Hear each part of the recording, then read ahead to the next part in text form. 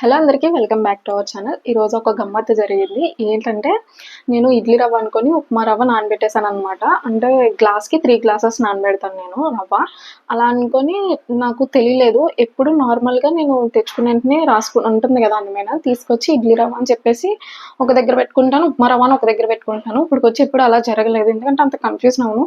ఈసారి ఏంటంటే మేము మోస్ట్లీ తగ్గించేసాం అనమాట. అంటే నార్మల్ ఇడ్లీ రవ్వ అవన్నీ తగ్గించేసాం, మిల్లెట్స్ యూస్ చేస్తున్నాం అనమాట. అయితే ఎందుకన్నా మంచిది అని చెప్పేసి తెచ్చుకుంటాం కదా, అలా తెచ్చి పెట్టుకున్నాము. అంటే రేపు రిలేటివ్స్ వస్తారు కదా, అంటే మనం తినేది వాళ్ళకి పెట్టడం ఎందుకులే అని చెప్పేసి నార్మల్ ఇడ్లీ చేద్దామని చెప్పి ఇడ్లీకి స్టార్ట్ చేసాము. స్టార్ట్ చేస్తే అంటే అప్పుడు ఎక్కువ తెచ్చుకునే వాళ్ళం కాబట్టి పెద్ద డబ్బాలు ఉండేవి. ఈసారి కొంచెం డబ్బాస్ మార్చాను అనమాట. మార్చేసరికి ఏమైందంటే కన్ఫ్యూజన్ అయిపోయాను. అంటే కన్ఫ్యూజ్ ఏం కాదు, నేను కరెక్ట్గానే అనుకున్నాను. కాకపోతే మరి ఏమైందో తెలీదు. నేను ఇడ్లీ నూక అనుకొని ఉప్మా నూక నానబెట్టేసాను. తీరా చూస్తే తర్వాత నానబెట్టిన తర్వాత చూస్తుంటే ఇడ్లీ నూక మీకు రవ్వ రవ్వగా అనిపిస్తుంది. ఉప్మా నూక ఏంటంటే జిగురుగా అయిపోయింది అనమాట. జిగురుగా అయిపోయి సాగుతుంది. ఏంటి ఇలా సాగుతుంది, ఎప్పుడు ఇలా సాగలేదు కదా అనుకున్నాను. ఓకే, అయితే నేను ఇడ్లీ నూక అనుకొని ఉప్మా నూక నానబెట్టేసా అనుకున్నాను. ఇంకా అందుకని చెప్పి మళ్ళీ ఇడ్లీ నూక వేరే డబ్బాలో తీసి నానబెడదామని అనుకున్నాను. కానీ మళ్ళీ ఎందుకులే, మళ్ళీ అది కూడా ఏమైనా బిస్కెట్ అవుద్దేమో, అసలే రేపు రిలేటివ్స్ వస్తున్నారు కదా అని చెప్పేసి మళ్ళీ కొత్త ప్యాకెట్ ఉంటుంది కదా, కొత్త ప్యాకెట్ ఓపెన్ చేసి సపరేట్ గా నానబెట్టాను అనమాట. నానబెట్టేసి ఇప్పుడు ఏం చేయాలో అర్థం కావట్లేదు. ఈ ఉప్మా నూక అంతా ½ కేజీకి ఎక్కువ ఉంటుంది. అందుకోసమని చాట్ జీపీటీని అడిగాను అనమాట, ఏం చేయాలి సూకుడు రవ్వతో ఏమన్నా రెసిపీస్ చెప్పు అని చెప్పేసి అడిగితే అది మంచిగా చెప్పింది అనమాట. అంటే రవ్వ దోశ చెప్పింది, వీట్ అండ్ రవ్వ దోశ, రవ్వ బాల్స్, రవ్వ వడ చెప్పింది అనమాట. అంటే నాకు అటువంటి వద్దు, అంటే ఇప్పుడు తినేసినా మేమిద్దరమే ఉంటాం, మా హస్బెండ్, నేను, మా పాప, అంతే.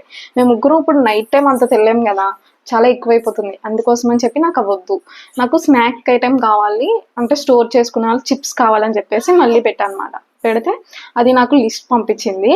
ఇప్పుడు ట్రై చేస్తాను, ట్రై చేసి ఎలా వచ్చిందో చూపిస్తాను అనమాట. మొత్తం ప్రాసెస్ అంతా మీకు బాగా వచ్చిందంటే మీరు కూడా ట్రై చేయండి. మోస్ట్లీ ఇటువంటి ప్రాబ్లము ఎవరైనా ఫేస్ చేయొచ్చు కదా, ఒక్కసారైనా సరే. అలాంటప్పుడు యూజ్ అవుతుంది కాబట్టి నేను పడేది ఏంటో మీకు కూడా చూపిస్తే మీకు తర్వాత యూస్ఫుల్ అవుతుంది అని చెప్పి వీడియో అయితే షూట్ చేస్తున్నాను ఇప్పుడే. అండ్ ప్రాసెస్ అంతా చూసేద్దాము. వీడియో మొత్తం ఏం లెంత్ ఎక్కువ అయిపోతుంది కదా, మళ్ళీ అందుకోసం అని చెప్పేసి మనం చేసుకుంటా మాట్లాడుకుందాము. And let get in to the video. చూసారుగా, నేను ఒక గ్లాస్ ఆఫ్ మినపగుళ్ళకి నేను 3 గ్లాసెస్ ఆఫ్ నూక నానబెడతాను అనమాట. అలా 3 గ్లాసెస్ నూక మొత్తం నానబెట్టేసాను. తీరా చూస్తే ఇలా సాగుతుంది అనమాట. మీరు ఎప్పుడైనా ఇలాంటి సిచ్యువేషన్ ఫేస్ చేశారా? ఫేస్ చేసి ఉంటే కామెంట్ చేసి చెప్పండి. అండ్ మళ్ళీ సపరేట్గా నానబెట్టేసాను అనుకోండి. సపరేట్గా నానబెట్టేసాను. నూక అయితే ఇలా సాఫ్ట్గా ఉంటుంది అనమాట. నూకలా కనిపిస్తుంది. ఇది ఏంటంటే జిగ్గుగా ఉంటుంది.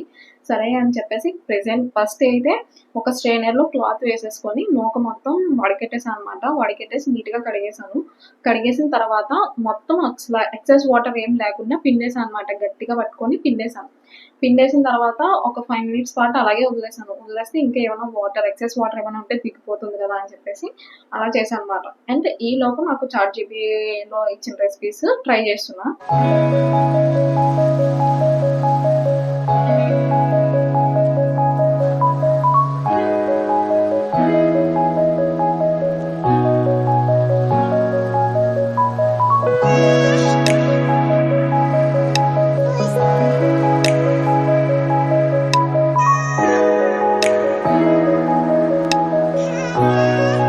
ఇదిగోండి, నెక్స్ట్ అయితే మొత్తం పిండేసాం కదా, పిండేసిన తర్వాత మొత్తం అదంతా గట్టిగా మూటలా కట్టేసాం కదా, దాన్ని విడివిడిగా పొడిగా చేసుకుంటున్నాము. చూస్తున్నాను అనమాట క్వాంటిటీ ఎలా ఉంది అంటే ఇంకా రఫ్గా ఉందా అని చెప్పేసి.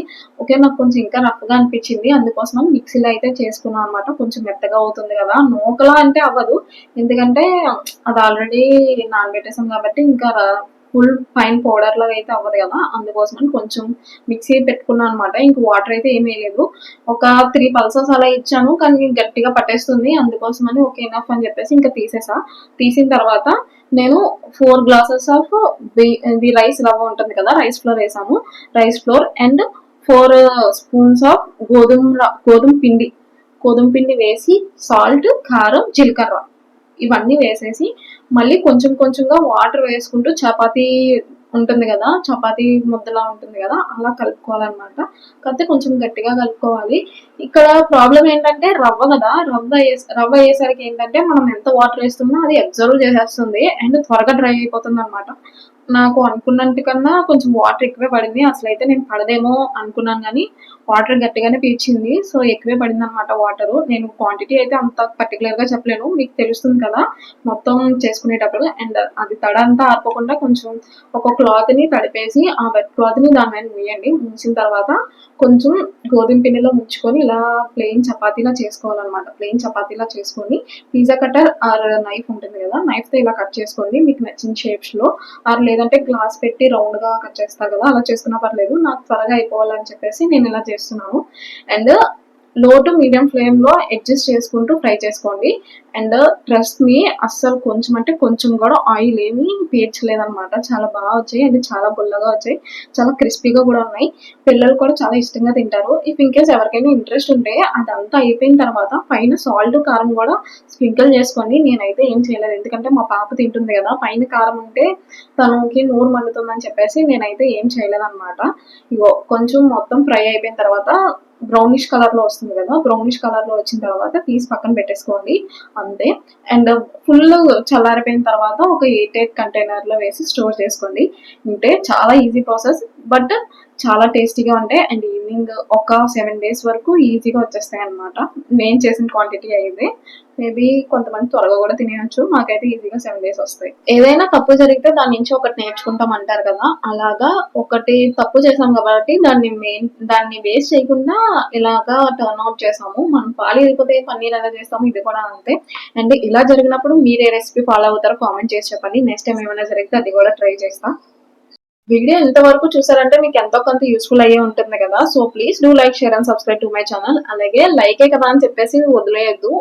మీరు చేసే లైక్ నాకు చాలా ఇంపార్టెంట్. ఎందుకంటే మీరు ఒక లైక్ చేయడం వల్ల ఒక 10 మెంబర్స్‌కి నా వీడియో యూట్యూబ్ సజెస్ట్ చేస్తుందన్నమాట. ఇంకో 10 మెంబర్స్ చూడడానికి అవకాశం ఉంటుంది. సో ప్లీజ్ లైక్ చేయండి. మీకు ఎప్పుడైనా ఇలా జరిగితే ఈ రెసిపీ ట్రై చేసి చూడండి. ట్రై చేసాక ఎలా వచ్చిందో కామెంట్ చేయడం మాత్రం మర్చిపోవద్దు. అండ్ నెక్స్ట్ మా అమ్మాయి టేస్ట్ చేసిందన్నమాట. చూసారా ఎంత బాగా ఎంజాయ్ చేస్తూ తింటుందో. అంతే ఈ వీడియో. నెక్స్ట్ టైం ఇంకొక మంచి వీడియోతో కలుద్దాం. అప్పటి వరకు టేక్ కేర్. బాయ్.